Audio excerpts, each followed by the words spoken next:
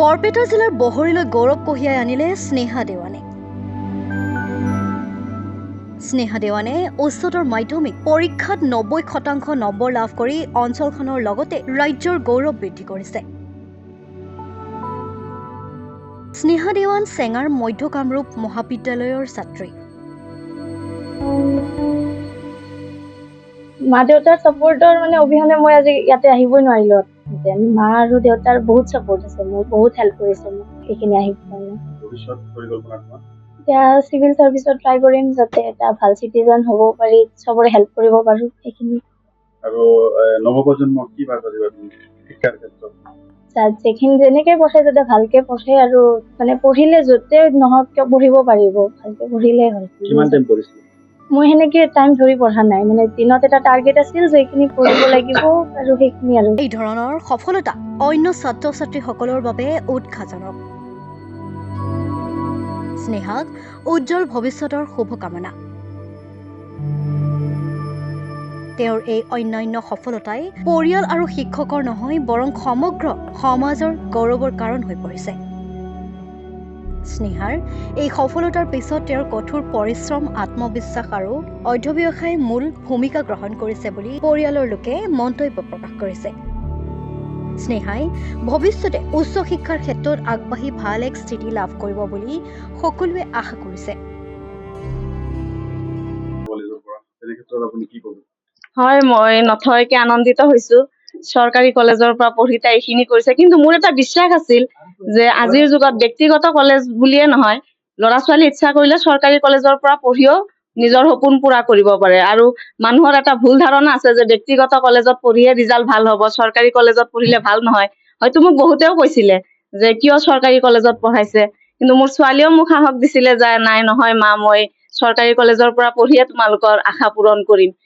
আজি সঁচাই তাই মোৰ আশা পূৰণ কৰিছে, তাৰ বাবে মই মধ্য কামৰূপ কলেজৰ সমূহ শিক্ষক শিক্ষয়িত্ৰীক ধন্যবাদ জ্ঞাপন কৰিছো। তেওঁলোকৰ সহায় সহযোগিতাৰ বাবে আজি মই এই আনন্দৰ দেখিব পাইছো। গতিকে সকলোকে মোৰ ফালৰ পৰা আন্তৰিক ধন্যবাদ জনাইছো। ধন্যবাদ। তাই প্ৰথমৰ পৰা যিখিনি শিক্ষাগুৰু পাইছে প্ৰাইমাৰীৰ পৰা আজিলৈকে সকলো শিক্ষাগুৰুক মই ইয়াত কৃতজ্ঞতা জ্ঞাপন কৰিব বিচাৰিম। আৰু বিশেষকৈ মধ্য কামৰূপ কলেজত তাই বৰপেটা চেণ্ট টেৰেছৰ পৰা মেট্ৰিক পাছ কৰিছে। আমি প্ৰাইভেট কলেজত দিব বিচাৰিলোঁ, কিন্তু তাই ক'লে নাই মই চৰকাৰী বিদ্যালয়তহে পঢ়িম। তো ইয়াৰে দুজন ব্যক্তি আছে সেই কলেজৰ প্ৰবক্তা, এজন হ'ল ইমান ভিয়া ছাৰ আৰু তেখেতৰ মিছেছ চাজিদা বাইদেৱে আমাক অলপ গাইড কৰিলে যে নাই MK দিয়া তোমালোকে, আমি যিখিনি চাব লাগে চাম। তো তেওঁলোকে এছামিছ মিডিয়ামত ক্লাছ হয়, তাইক যেনেকেই নহওক কমন নমকনি হওক কনফানত ইংলিছ মিডিয়ামৰ বস্তুখিনি তাইক বুজাই যেনেকৈ গাইড কৰি আজি 2 বছৰ পাৰ কৰি দিলে, পাৰ কৰাই এটা ভাল ৰিজাল্ট আনি দিলে। তেখেতসকল আজি আহিছিল, সকলোকে তাৰ কাৰণে কৃতজ্ঞতা জ্ঞাপন কৰিছোঁ। আৰু আজীৱনৰ কাৰণে তেওঁলোকে কৃতজ্ঞৰ পাত্ৰী হৈ থাকে। কিন্তু মূল কথা হৈছে আজি মই স্বাস্থ্যকৰ্মী, এই চৰকাৰে স্বাস্থ্যকৰ্মী প্লাছ স্বাস্থ্যখণ্ড আৰু শিক্ষাখণ্ডত ভালেখিনি উন্নতি কৰিছে, এইটো মানিবলগীয়া।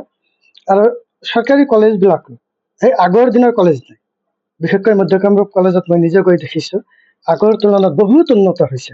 তো আমাৰ যেনেকৈ মধ্যবিত্ত শ্ৰেণীৰ মানুহবোৰক ল'ৰা ছোৱালী মই চৰকাৰী বিদ্যালয়ক প্ৰিফাৰেঞ্চ কৰিবলৈ অনুৰোধ জনাম।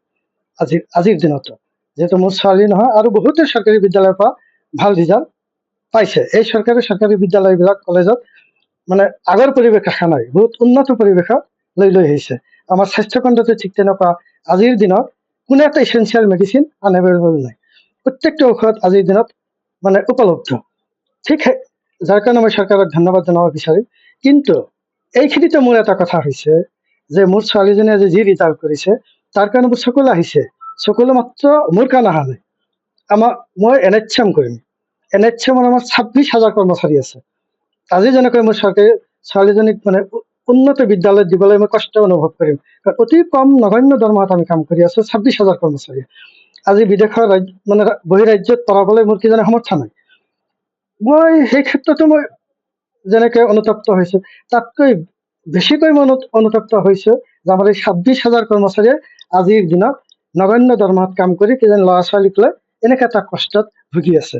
গতিকে এই চৰকাৰক মই অনুৰোধ জনাম, আমাৰ যি 26,000 NHM কৰ্মচাৰী আছে, এই 26,000 NHM কৰ্মচাৰী ল'ৰা ছোৱালী ভৱিষ্যতৰ ফালে ভৱিষ্যত উজ্জ্বলৰ ফালে চাই তেওঁলোকে যিকোনো এটা স্কিম যাতে লয় আৰু আমাক সমকামৰ সমদৰমহা দি আমাক যাতে অলপ মানে পৰিৱেশৰ লগত ৰিজনি কৰি চলিবলৈ সুবিধা দিয়ে। এইখিনি চৰকাৰক মই 26,000 কৰ্মচাৰীৰ হৈ যিহেতু মই সদৌ অসম স্বাস্থ্য এণ্ড পৰিয়াল কল্যাণ সমিতিৰ মানে ৰাজ্যিক পৰ্যায়ৰ উপদেষ্টা বৰপেটা জিলা সমিতিৰ মই সম্পাদক